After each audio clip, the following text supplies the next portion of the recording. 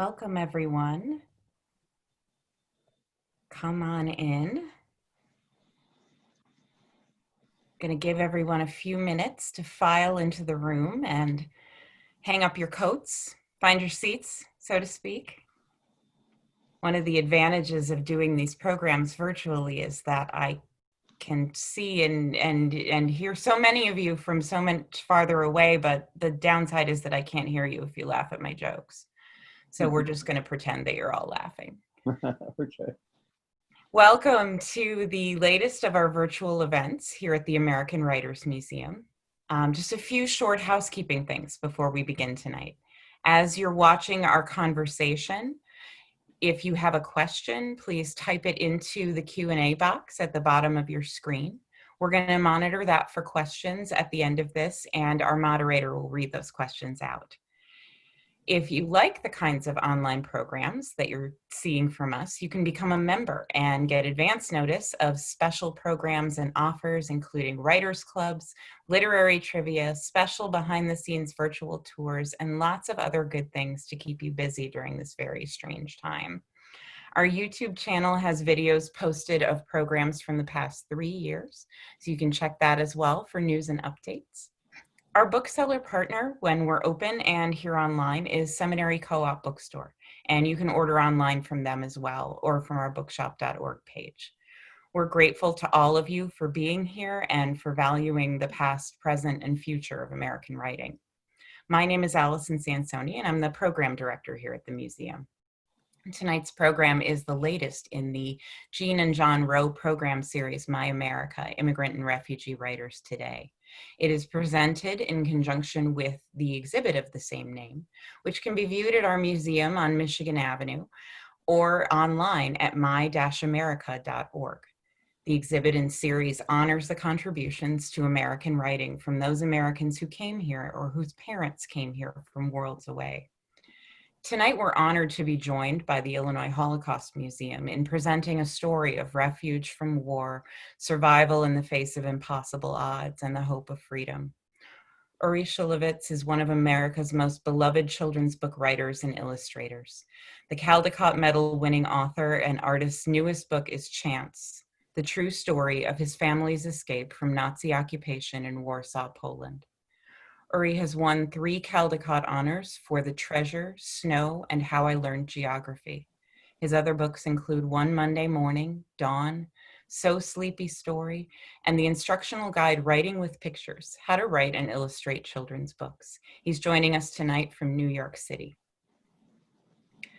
He'll be interviewed tonight by one of his biggest fans, Linda Sonnen, who is the director of public programs and special projects for the Illinois Holocaust Museum. I'm going to ask them both to come back into the room and join us. Good. Hello. Welcome to both of you. Hi. Hi. Thank you, Allison, and thank you to the American Writers Museum for inviting me. This is a huge honor for me. As you said, I have loved Uri's work for so many years, and I'm so excited to be here with all of you and with him. So, Uri, if you're ready, we're going to dive into some questions. Yes, I am. Okay, let's see. To begin, if you would you share some of your influences, both in writing and in the artistic spaces? Okay, I will begin by talking about, as kind of an introduction to this question, what my goal is and what I love. I love simple words that create a picture. And I also am a great believer in clear communication. I believe very strongly that writing should not be a puzzle, and that when one reads a passage, one shouldn't need to read it several times in order to comprehend what it says.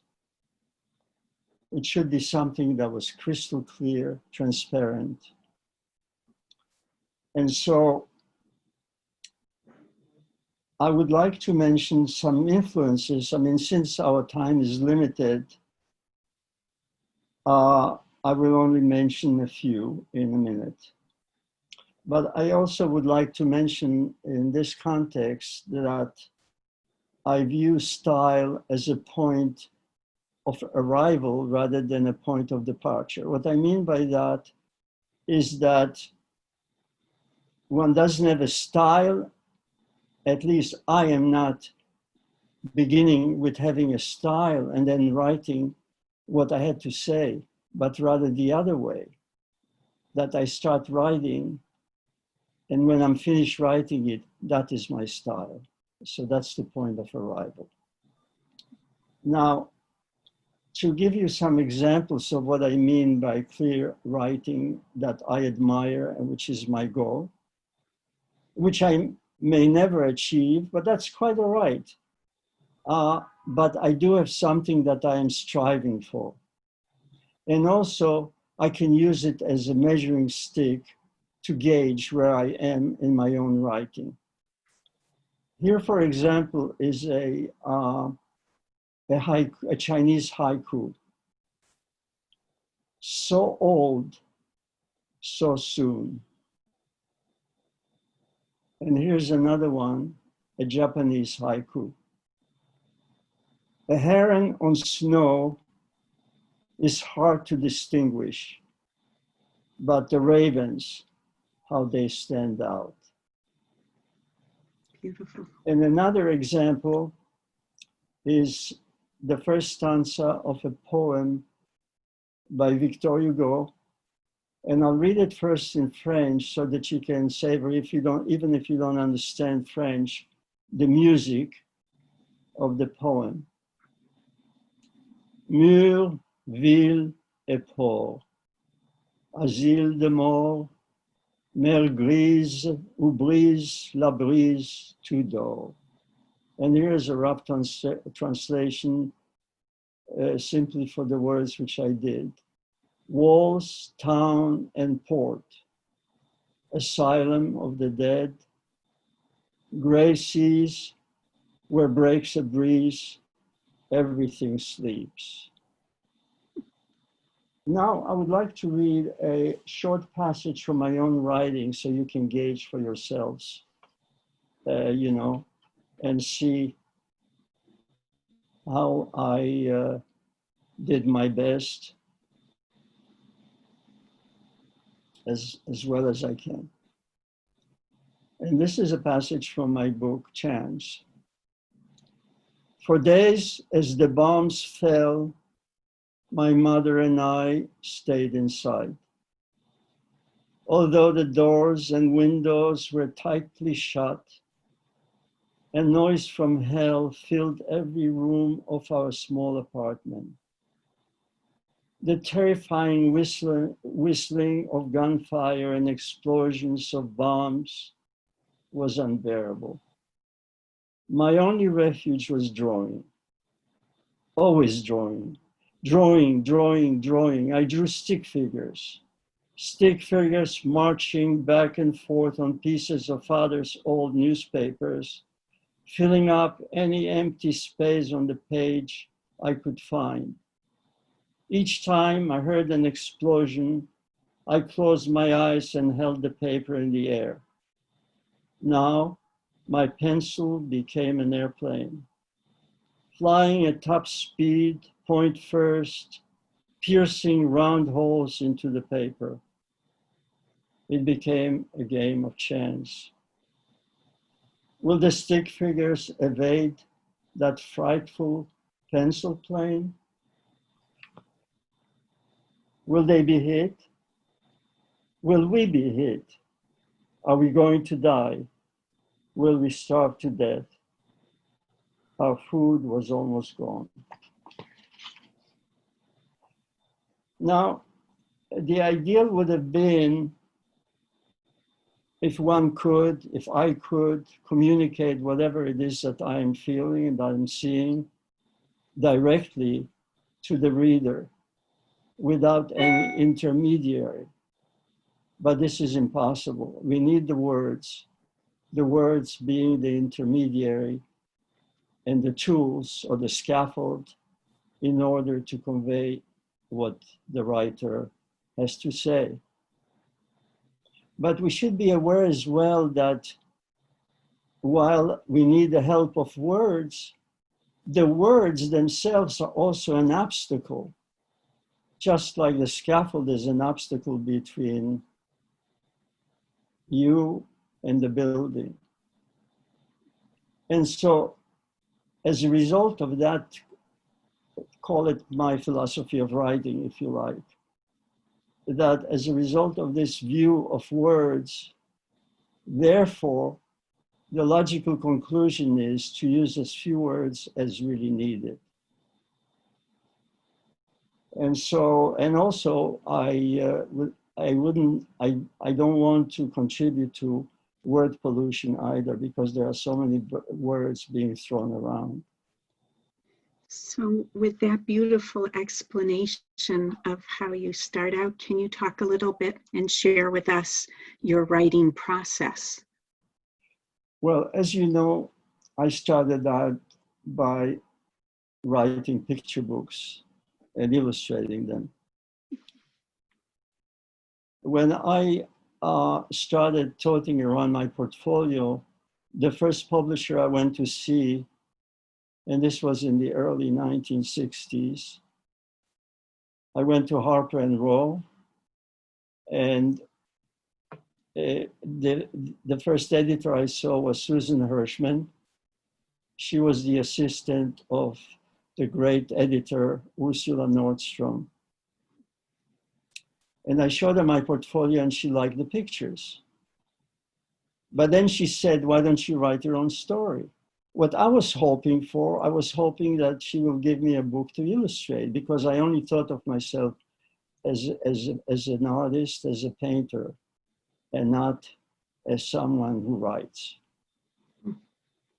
I was very intimidated. I mean, you know, writing was something that was very intimidating to me, because I believed and I thought that words were something only for people who had special ways with words. It seemed to me a kind of a magical ability. And so I tried to find an excuse so that I wouldn't need to write my own story. And I said, well, my English is bad. I haven't been speaking it. I have been speaking it rather only for less than 4 years. So she said, well, fix your English. When I finally ran out of all excuses, I had no choice. I went home and I tried writing.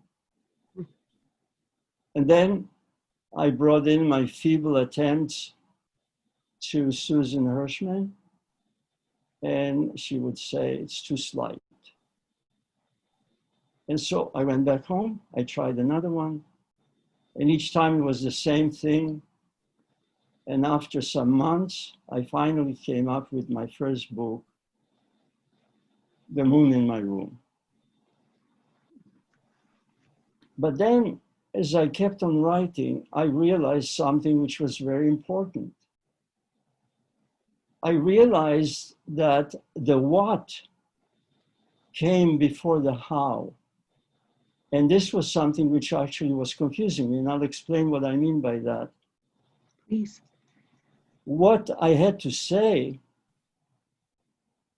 was the most important thing, and how to say it was of secondary importance.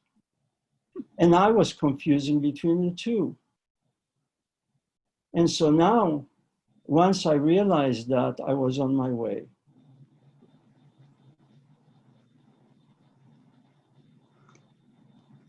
So my process basically of writing goes like this. I start thinking about the subject. That starts activating my brain. And the brain acts almost like, you know, like a magnet attracting other thoughts on that subject. And that can come to me at any place, at any time, unexpected. walking on the street, being in the shower. But actually what I found the best time for me to actually think about these things was when I went to bed and I was in the state between being awake and being asleep. And so it was a kind of state of relaxation. And that's when actually most of the ideas came many times. Then I would take notes. I would take notes actually through that whole process. And once I had the notes, I would start writing. So that was the end of this, of my process of writing. And then, of course, when I written it, I would rewrite, and it didn't come easy to me. Nothing came easy to me. I worked very hard, but I loved doing it. So as the Chinese saying goes, if you don't want to work a day in your life, do what you love. And so I didn't work, and I did what I loved. Well, that's beautiful. And so glad you had such a wonderful editor to begin with who encouraged you to share what's in you with all of us. The great thing. So that was general. I have a wonderful editor right now as well that deserves much credit for what he did for my book, Chance. Well, Chance is a fabulous book, and I'd love to explore a few of the major themes with you right now. Let's begin with the notion of being or being perceived as other or as an outsider. How did you explore this in the story? Well, I want to tell you that my history of being an outsider in a nutshell. I was born in Poland. Mm-hmm. And in Poland, I was a dirty Jew. So then when finally I got to Turkestan in the Republic of Kazakhstan, which was then a part of the Soviet Union, Mm-hmm. I graduated to being a dirty Polak. Then finally, when I got to Paris, I became a sale étranger, a dirty foreigner. Mm-hmm. This was something, a title that was given to me by my classmates. And when I left Paris to go outside to visit relatives who were spending the summer in some village outside of Paris, there I became what the kids called me there, sale parigot. Parigot is the slang for Paris. So I became a dirty Parisian. So it's only when I left Paris that I became a Parisian. Dirty, but still a Parisian. So anyway, and then when I returned to Paris, I resumed being a dirty Parisian. But I must emphasize that this was something which came from my classmates, but not from the adults. I mean, not from the teachers and not from just other French people. And so actually my stay in Paris was wonderful, and I spent a lot of it actually, as I talk in the book, by myself, and I had no complaints. So once I came to New York, and New York City, the city of outsiders, I felt welcome and I felt at home.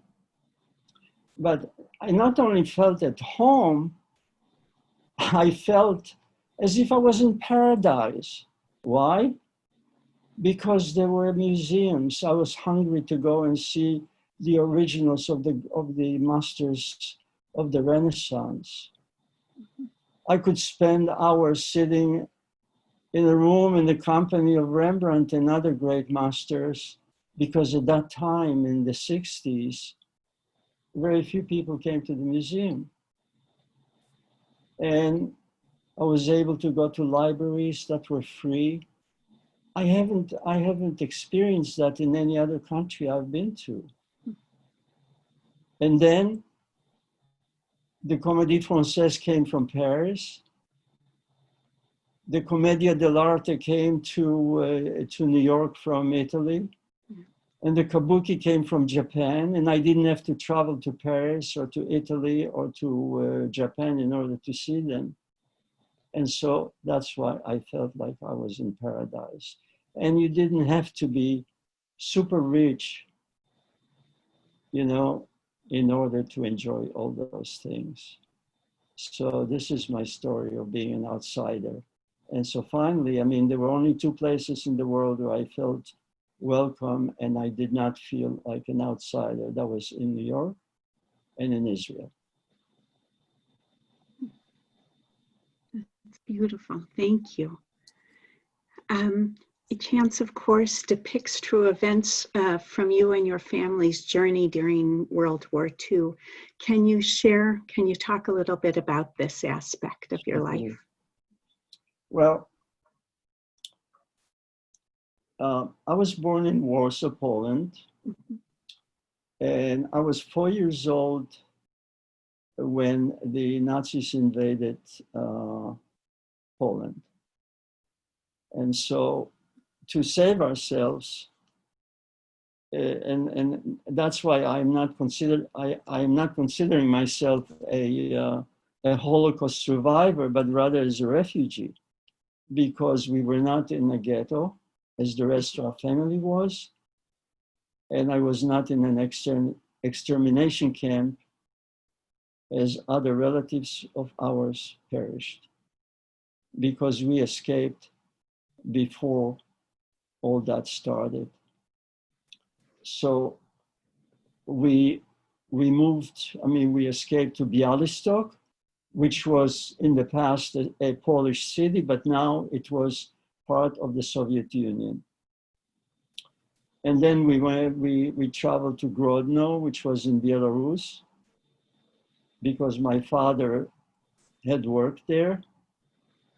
And eventually we were sent by the Soviet authorities to settlement Ura, all the way up in the north by the White Sea in Arkhangelskaya Oblast, which is the region and which capital is Arkhangelsk, or Archangel in English. And then finally, when we were liberated from that camp, we went south to Turkestan, a city in Kazakhstan, also a part of the Soviet Union at the time. And relatively speaking, not far from Iran and Afghanistan. So it was quite a journey of extremes. And then finally, when war came to an end, we left Turkestan, we left Russia. It was quite a journey to go back, as I described in the book. And finally, we came back to Poland, and I can say that we were, welcomed with open arms. And so we went to Germany, and we stayed in a DP camp after the war. And when father found out that, because he was working then as a journalist, and he found out that his brother, there were 4 brothers, and 2 of them were killed during the Holocaust, and his other brother, who had fought in the Spanish Civil War, was living in Paris. So we went to join him, and we stayed with them. And we lived in France for about 2.5 years, and then we went to Israel. And there I lived happily for 10 years, but I wanted to continue to study art and to have access to original paintings, because all I could see while I was in Israel is in magazines, reproductions, and in books. And some of them were not even in color, they were in black and white. So that was, in a nutshell, the journey. And then there was an inner journey, which can be summarized as follows. From a picture book of 32 pages to chance a memoir of a little over 320 pages. That is quite a journey. You traveled many, many places.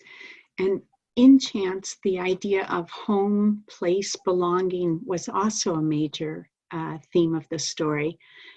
Can you talk a little bit about how you examined that in Chance in the book?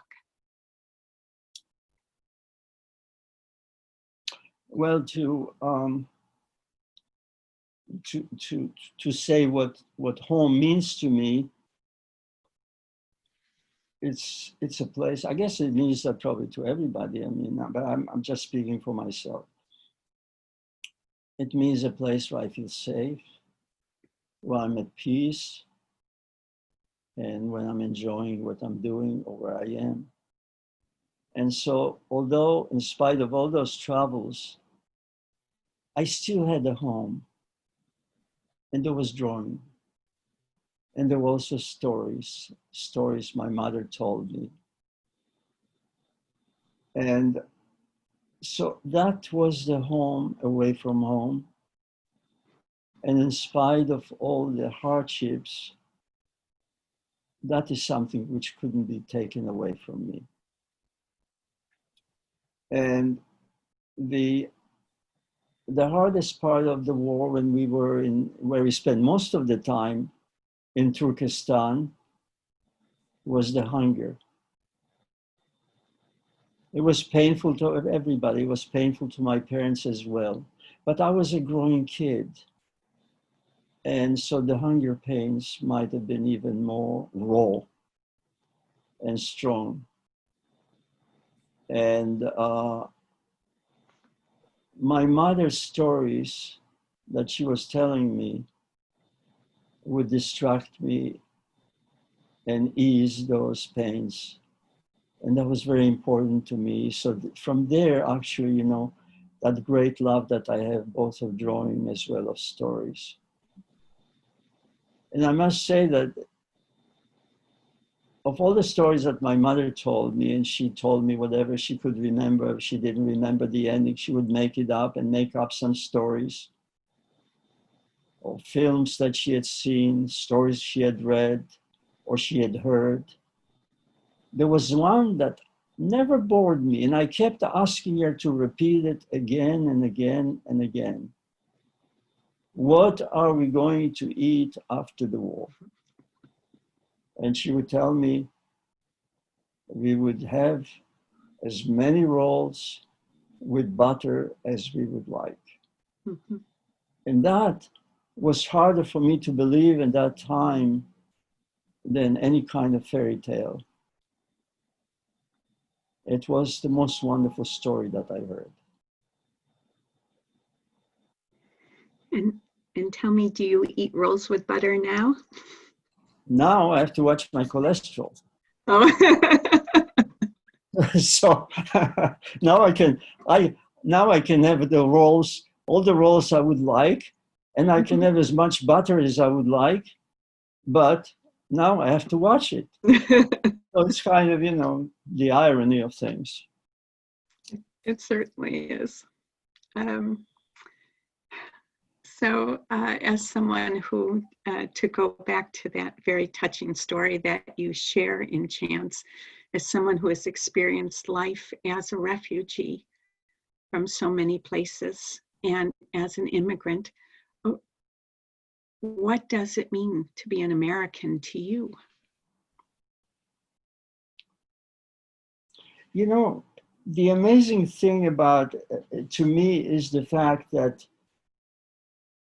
as soon as I came to New York, I felt at home. Hmm. So what was amazing about it is that it came so naturally to feel American. I didn't even need to think about it because I was accepted. Yes. I made friends. You know, what else can I ask for? I mean, you know, so there wasn't something that I had to kind of undergo some kind of through some kind of process because it felt so natural, and it was something which was so immediate. And it seems from your story that you also have a facility of language. And so that must have made it a little bit easier to come to America. And with all those languages that you had, why become a writer? Well, as I mentioned earlier, my two big loves were drawing and stories. So it was natural. I mean, when I discovered at age 25, I never, saw a picture book before. So I was 25 when I saw a picture book for the first time. And when I saw what it was, that it was words and pictures. So that was something which was natural for me to really, that this is what I wanted to do. And so that's how I became a writer, as I explained earlier. And also I would like to mention that actually I didn't have the luxury of having any books when I was growing up. And it wasn't until I was 10 years old that actually I got my first book, that I became the happy possessor of a book. And if I would have had books earlier, I would have been the happiest kid alive. And a nice encyclopedia, I mean, this would have been beyond words. But none of that was available. It was a question then of only of survival and how to be able to eat. And so there was no, those were those books and all those other things were only luxuries that were beyond me. That's beautiful. And Thank you. it's very telling, the importance of books and getting them out to children everywhere.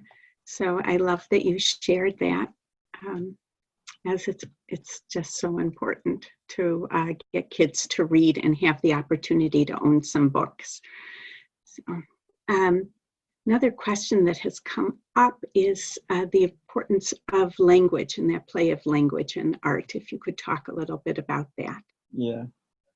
Well, I used to speak 6 languages, but Polish and Russian I forgot because I haven't been using it, and that is very unfortunate. But I still speak and read 4 languages beside English, French, Hebrew, and Yiddish. And what is wonderful about it is that it gives me direct access to works, because being able to read those works in the original is such a blessing. And so this is something which I very much appreciate, and I find that it enriches me, and for which I'm grateful.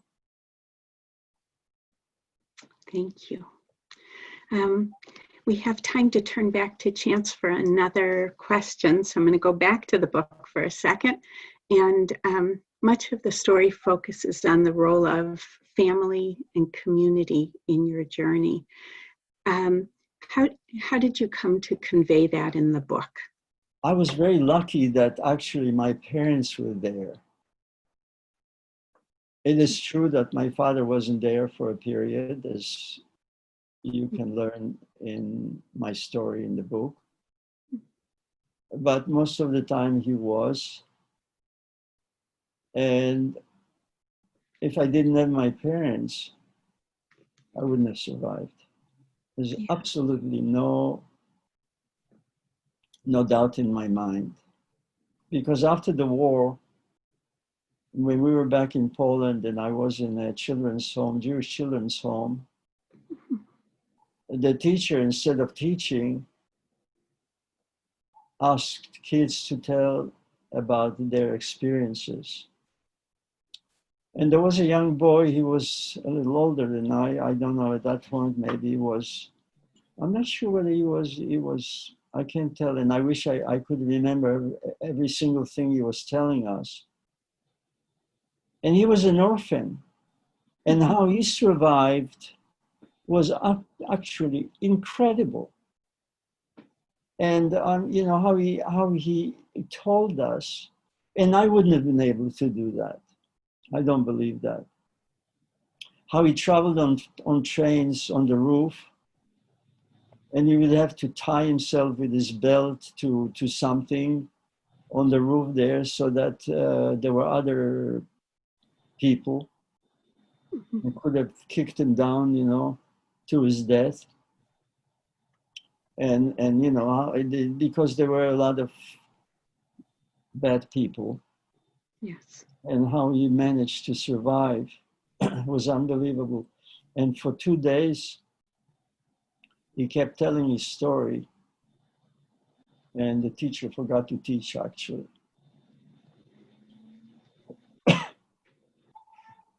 So anyway, so again, all I can say is that the fact that I had my parents, I survived. Otherwise, I wouldn't have. Can you talk a little bit, please, about how you explore the duality of identity in chance? Can you elaborate the question, because I don't think I understand. Mm-hmm. But, in the book, you needed to sometimes be very present as to being a refugee, sometimes hiding as a child, sometimes being Polish, being Russian, the duality of all the different ways you had to be to survive. I'm afraid I'm reading someone else's question right now, so I don't quite know how to elaborate more than that. right. Yeah. I'm sorry. I'm sorry for asking that. No. Yeah. That particular one comes from another soul. I'm going to check now and see if we have any questions that have come into the Q&A box yet. I don't know how to answer that question. I mean, that's okay.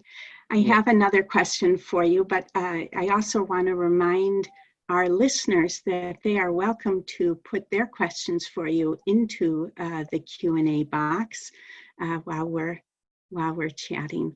But you tell a story, and I'm hoping you will share it now with everyone about your name, what it means,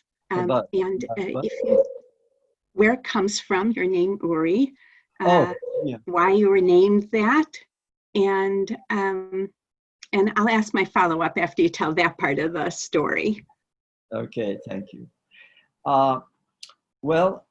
This is, of course, I've been told that because I couldn't remember it. I was a little baby. When I was brought from the hospital after I was born to my parents' apartment, the walls had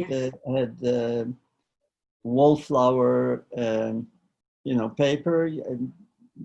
What did they call it? I can't think of it.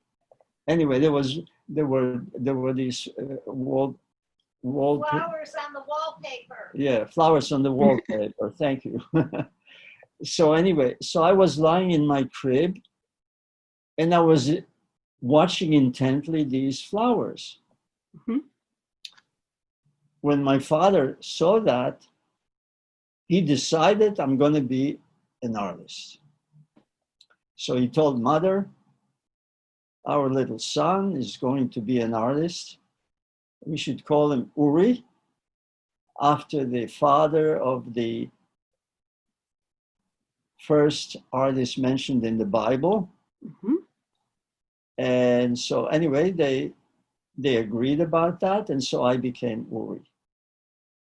But at the time, I had no idea that actually my name will play such a role in what happened to us later. And in indirect way, it saved our lives. Why? Because when they came, when we were already in the Soviet Union, there came an announcement from the authorities that either we will get Russian passports, or, I mean, our choice was either getting Russian passports or be sent back to occupied Poland, which we did not want to do. And so my father went to the office, to the passport office. And when the clerk asked, for the names of his name, my mother's name, and then finally, children, yes, I have a little son. What's his name? His name is Uri. So then, I mean, he exclaimed, Uri, I mean, like, not in a complimentary way. My father asked, is there something wrong, comrade secretary? He said, is there something wrong? It's terribly wrong. You must have named him after that anti-Soviet poet, Uri Greenberg.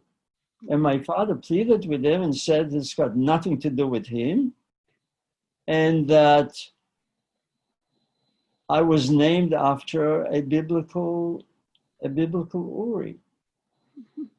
But at that point, I mean, it was useless, and finally, we didn't get Russian passports. So we ended up without papers. As a result, we ended up in settlement era. And when the Nazis invaded Russia, and we were far in the north. And so when the Nazis invaded Russia, they never reached that far.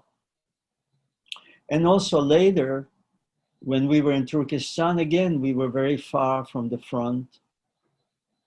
And finally, the Nazis were stopped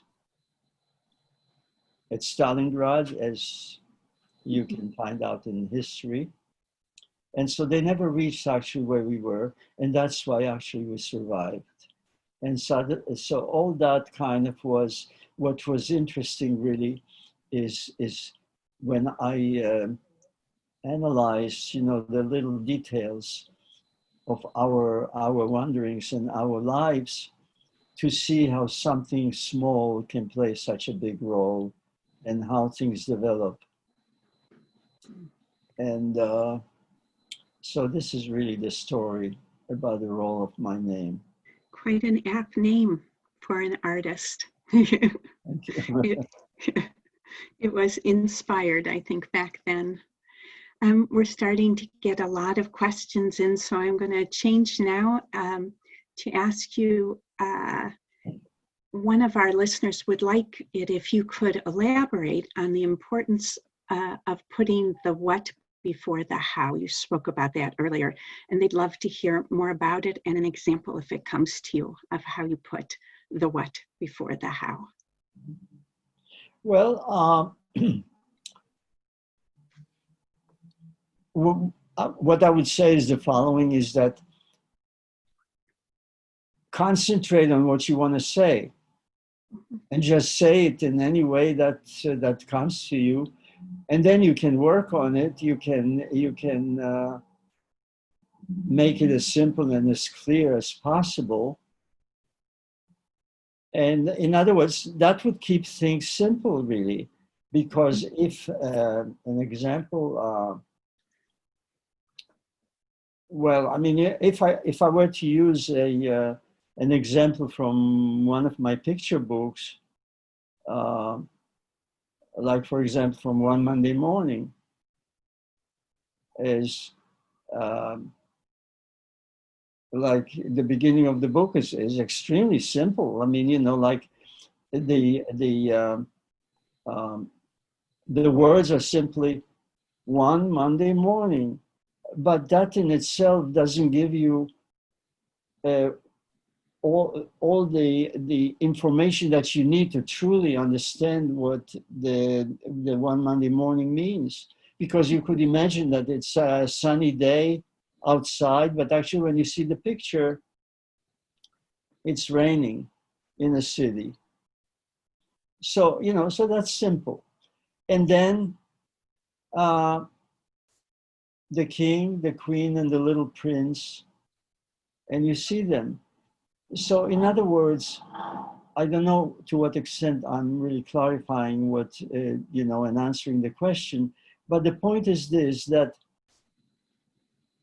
you say in the simplest possible way what it is that you try to convey to the reader. And you can work on it, and you can simplify it, and bring it down to absolutely the necessary words in order to convey that. And not to be concerned about how. Because once you have that, then you can deal with the how, and you can fine tune it. And so that's what I meant, that the what comes, in my case, before the how. Because I know that when I try to think about the style, or, you know, I've taught for many years also how to write and illustrate children's books. And I've seen that in students. And so that's why I am saying this is something which worked for me, and I believe would work for others as well. That's beautiful, clear, simple, and getting to the essence of what you want to say first. Right. So you said about for children, and one question came in is chances aimed at young adults, or that 12 to 14-year-old range, pretty much that story. Would adults appreciate reading this book as well, do you think? Oh, you asking me if they would? Well, you know, even when I was That's doing the question. picture books for kids, I never thought of the age. What I did was I wrote for all ages, except what I made sure that the writing was as clear, as transparent as possible. And I believe if that is going to be the case, then others would be able to understand and enjoy it as well. And it didn't matter what age they were. After all, a lot of the picture books are read to a kid that cannot read yet. And so I wanted to make sure that the story is something that would be also all ages, that would include also the parent who is reading the picture book to the kid.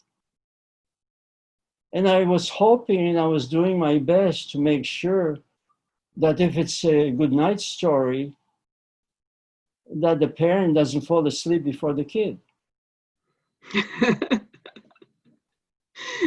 Well, having read many of your books, I can guarantee that both kid and adult stay very interested. So that was successful then. Yes, very much so. Yeah, thank you. Oh, yes. So the next question that has come is a very touching one about how do you define hope? You survived such tough challenges. So can you give up can you tell any lessons about hope and how you were able to move forward and have such a productive life? Well, you know, basically, I think what it was living from minute to minute, from hour to hour, from day to day, rather than you know, not so much thinking of what's going to be, because you were too busy living, you know, from one minute to the next. And that's all I can say about it. And you know, and like everything else, and then, you know, step by step, you get there eventually, but you don't always think of away, you know, at a distance, far away, but rather to make sure that you know, you put your foot in the right place, Yeah. one step after another. And so I can't say much about hope except you know, to do that step after step. And keep moving forward. Or if I may quote um, the wonderful Chinese philosopher Lao Tzu, a journey of 1,000 miles begins with a step, with one step, or something like that. Yes, it's a good quote. So you just referred to Laos. So that is one person who I know had some little bit of influence for you. And the next question is, what writers had the most influence on you and your writings? American, Polish, Russian, Hebrew, French? Who touched you? It seems that poetry has played a big role, and you know, what I read as samples earlier. I mean, you know, that kind of was very, very important, as well as writing that was simple. I mean, like, for example, you know, reading the original Hebrew of the Bible. I mean, take for example the story of Joseph. I mean, all of these stories are written in a very simple way, very simple words, and so that had an impact on my writing. And so there were poets like, you know, for example, the poem by Rainer Maria Rilke, about the death, the love and death of the cornet Christopher Rilke, which was also a poem in prose, and its simplicity made a big impact on me. And all those writers that were very, very clear and wrote very beautifully, like, you know, Stendhal, the French novelist Balzac, and you know, some Hebrew writers. They all had an impact on my writing, and I can mention a long list, you know, of all kinds of books. But that kind of is, in a gist, is really what was something I was striving for. Well, I am sure that both your art and your words will continue to have an impact on this generation and many to come. This was so lovely to spend time with you today, learning from you, talking with you. I thank you so much for being here. And I thank the audience, and I know Allison wants to come and pop back in and give us a few messages. Thank you very much. I just want to say thank you so much for your questions.